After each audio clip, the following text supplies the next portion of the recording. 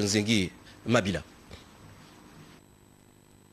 Quelques mois après le début des chantiers de construction des échangeurs dans les 3 plus grands carrefours de la capitale, les travaux se poursuivent. Le résultat est là, les ouvriers sont mobilisés chaque jour pour donner une forme à ces différents échangeurs.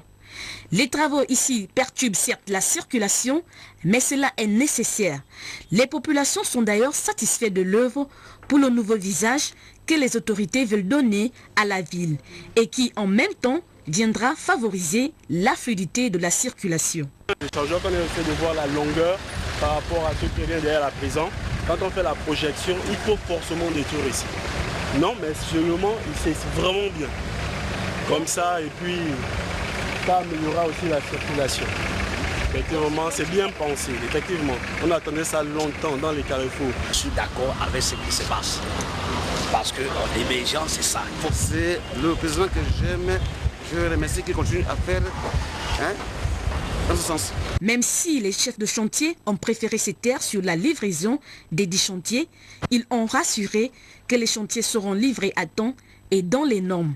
Pour les plus petits chantiers, dans 4 jours. 3 jours, là, la circulation ici sera rétablie et après on fera les rampes. Donc la circulation sera un petit peu diminuée. Mais, voilà. Mais s'il y avait moins d'activisme avec les taxis, regardez, qui s'arrêtent, ça marcherait mieux. Et ces travaux qui n'ont rien à voir avec les chantiers de la CAN 2012 seront opérationnels après cette grande compétition de football, les uns après les autres. Il y a quelques mois également, le maire de la ville de Libreville, Jean-François Ntuntum Eman, lançait en trompe la construction du marché de la Péri. Aujourd'hui, quelques temps après, les travaux sont en arrêt. Pourquoi? Voici le constat de Lola Léa Bifan. Barrière en tôle, le tas de sable bondé d'herbe, c'est ce qu'on peut apprécier sur ce chantier endormi ou du moins abandonné. Aucune ombre d'un engin n'est visible sur ce site du jardin de la Péri.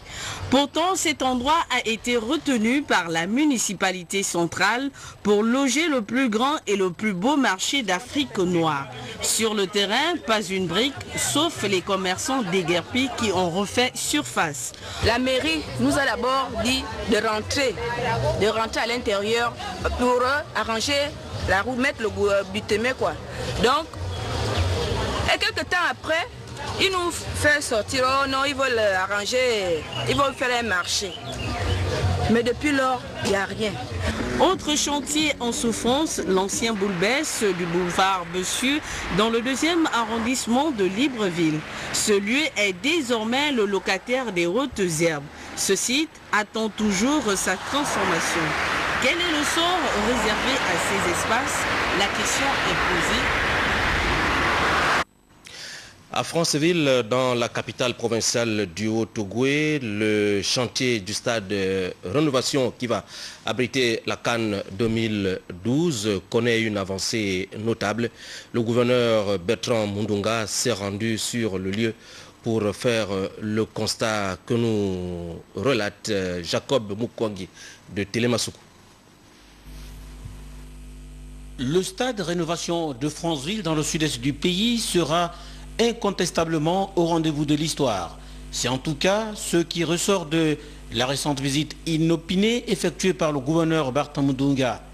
Casque blanc à la tête, le représentant de l'exécutif dans la région du Haut-Ogooué tenait à toucher du doigt les réalités de ce chef-d'œuvre qui tient à cœur les hautes autorités du pays, en tête desquelles le président de la République, chef de l'État, Ali Bongo Ondimba. Bertrand Mundunga à l'issue de cette descente. Grosso modo, les travaux s'effectuent très bien et ils viennent également de me confirmer qu'ils vont respecter le cahier de charges et les délais. Les études peuvent être dissipées. Tout à l'heure, nous avons visité les salles de presse, les vestiaires, les arbitres, ainsi de suite, les salles d'entraînement des équipes de football. Et là, vous voyez devant, ils ont mis un échantillonnage des sièges. Donc je suis venu me rendre compte de tout cela et pouvoir témoigner que les travaux s'effectuent normalement. Jean-Marie Charavel et Annie Taeb, respectivement chargés de l'ordonnancement du pilotage de la coordination des travaux et responsables adjoints de la station de préfabrication de la charpente métallique pour le compte de Amiga, donnent leur parole d'honneur sur le rythme des travaux. Là, on est en train d'établir un planning de finition pour terminer les ouvrages zone par zone dans les meilleurs délais. Ce qui va permettre après de lancer les opérations de réception provisoire, faire les essais et terminer entièrement les zones. On force bien le travail, on bosse. Une bonne organisation et c'est ça. 30 septembre.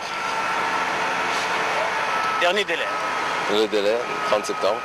Pourtant, dernière arrivée, les Serbes de Amiga, en charge de la charpente métallique, se positionnent visiblement en tête en termes de finition des travaux.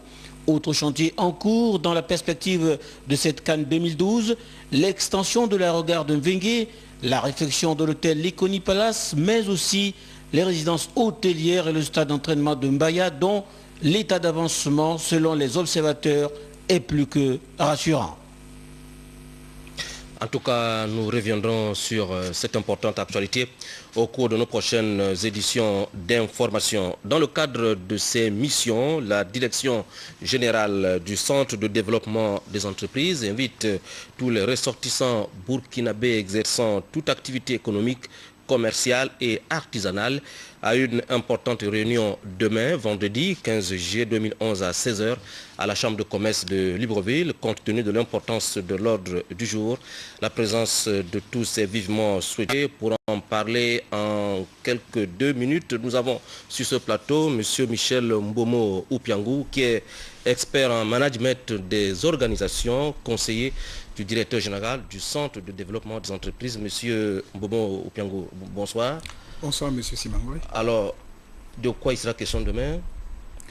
Il faut d'abord dire que dans le cadre effectivement de ces missions, pour reprendre ce que vous étiez en train de dire, le Centre de développement des entreprises qui a pour mission donc d'appuyer le gouvernement dans le cadre de la mise en œuvre de la politique de l'émergence a une triple vocation. Celle, premièrement, de pouvoir faciliter donc l'accomplissement des formalités pour les entreprises qui veulent exercer leurs activités. Celle d'accompagner ces mêmes opérateurs économiques dans le cadre de leurs projets. C'est une notion qui est tout à fait nouvelle, innovante. Et enfin, celle de pouvoir donc servir en quelque sorte de levier donc, pour l'économie nationale. Alors demain, cette rencontre lance finalement les activités du Centre de développement des entreprises mises en place par le chef de l'État il y a quelques mois seulement. Voilà, il faut dire donc que le décret 730 du 22 juin 2011 qui crée donc le Centre de développement des entreprises consacre dans son article 23 que ce centre met fin aux activités de l'Agence de promotion des investissements privés. Donc il n'est plus désormais question de la PIP, mais du CDE, donc, qui est le Centre de développement des entreprises. Et justement, pour davantage communiquer avec les opérateurs économiques, le directeur général du CDE a cru bon de pouvoir donc rencontrer les opérateurs économiques. Pourquoi? Parce que il faut bien entendu davantage communiquer dans le cadre des missions qui sont les nôtres. Et vous commencez par les Burkinabés demain? Nous commençons par la communauté burkinabé. C'est une première série. C'est une première série, donc c'est une série de rencontres qui a été initiée par le directeur général. Nous commençons par les Burkinabés, les autres nationalités suivront. Mais il faut le dire aussi, les opérateurs gabonais seront également appelés dans le cadre de la même communication. Donc cela suppose simplement que si nous avons choisi le critère de la nationalité, c'est pour permettre à ceux qui, parce que ce sera, je pense, un échange relativement technique, c'est certainement pour permettre aussi à ceux qui n'auront pas bien appréhendé un certain nombre d'aspects de se faire expliquer par leurs compatriotes les aspects donc, qui seront l'objet de cette communication. Monsieur le conseiller, merci. Peut-être en 2 secondes, un dernier mot, si vous l'avez. Un dernier mot, c'est simplement pour dire que à l'heure actuelle, la vision du chef de l'État, parce que comme beaucoup le savent déjà, on en a parlé suffisamment, le classement que le Gabon a eu dans le cadre de Doing Business, c'est un organisme de la Banque mondiale qui classe les pays selon un certain nombre de critères dans le cadre du climat des affaires. Le Gabon, à l'heure actuelle, occupe le 154e rang mondial, ce qui n'est pas un classement honorable, vous vous en doutez. Et le chef de l'État a voulu qu'un certain nombre de dispositions soient désormais prises pour que la loi puisse être véritablement mise en place dans le cadre notamment pour faire en sorte que en 48 heures, par exemple, puisque la charte des investissements prévoit qu'en 48 heures, nous devons pouvoir être capables de délivrer une fiche circuit, c'est-à-dire un agrément d'exercice de commerce. Donc ces aspects, nous pensons que pour les atteindre, il faut également que les opérateurs qui sont les premiers concernés soient au courant de ces aspects et sachent comment est-ce que nous allons procéder désormais. Monsieur Mbomo Piangou, merci. En tout cas, nous nous retrouverons demain à la Chambre de commerce de Libreville. Vous restez avec nous pour suivre la suite des travaux du Forum national sur le foncier, ouvert hier par le Premier ministre chef du gouvernement. Aujourd'hui, beaucoup de réflexions à la Cité de la démocratie, beaucoup de travaux en atelier. Voici le point de la journée de ce jeudi avec Jean-Augustin Nzengi et Chrislin Maïnda. Premier ministre chef du gouvernement, les travaux du Forum national sur le foncier se poursuivent depuis ce matin à la Cité de la démocratie avec des travaux en atelier. Les experts de l'habitat et de l'urbanisme se sont penchés sur plusieurs thématiques, entre autres les aspects juridiques, administratifs, institutionnels et financiers de la matière foncière. Les participants à ces ateliers ont fondé leurs espoirs quant à l'issue de ce forum. Des réformes soient faites, des réformes en profondeur soient apportées au niveau de la réglementation. Vous savez que les textes qui fondent le foncier au Gabon datent des années 60, donc immédiatement après les indépendances. Au sortir de ce forum qui est très important pour les élus locaux que nous sommes, maires, représentants du Conseil, c'est de faciliter les procédures d'accès à la propriété foncière pour la majorité des familles gabonaises. Ces travaux en atelier doivent donc permettre de trouver des solutions aux problèmes liés au foncier et donc établir un nouvel ordre foncier au Gabon. Demain encore, la Chambre de commerce abrite un séminaire de renforcement de capacités qui rentre dans un programme de formation des opérateurs économiques du secteur BTP affilié à la Chambre de commerce. Pour en parler en 1 minute 30, nous avons sur ce plateau Flavien Edou Etougou. Il est le porte-parole de la commission d'organisation du dit séminaire. Monsieur Edou Etougou, bonsoir. Bonsoir. Alors, c'est quoi l'intérêt de ce séminaire de demain destiné au secteur BTP? Oui, c'était un séminaire qui rentre dans le programme de formation préconisé par la Chambre de commerce à la faveur des opérateurs économiques qui sont dans le BTP et qui a pour intérêt de minimiser les manquements souvent observés dans l'exécution des ouvrages et de certains travaux. Donc nous avons, c'est vrai que les entreprises ont des prérequis, mais il est question de les améliorer. Alors ce séminaire va permettre au BTP du pays, n'est-ce pas, de gagner en qualité? Effectivement. Parce qu'il est souvent fait le reproche à certains BTP de ne pas faire correctement le travail sur le terrain. Voilà.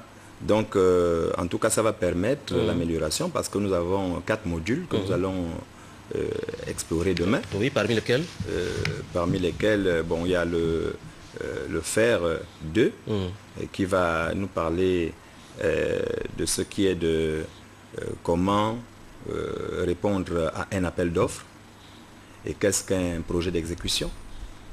Et nous aurons également l'intervention, les communications de la banque. Nous avons invité la banque qui est une banque locale, notamment Ecobank, qui va nous envoyer un expert qui va nous parler de comment faire pour obtenir une garantie bancaire.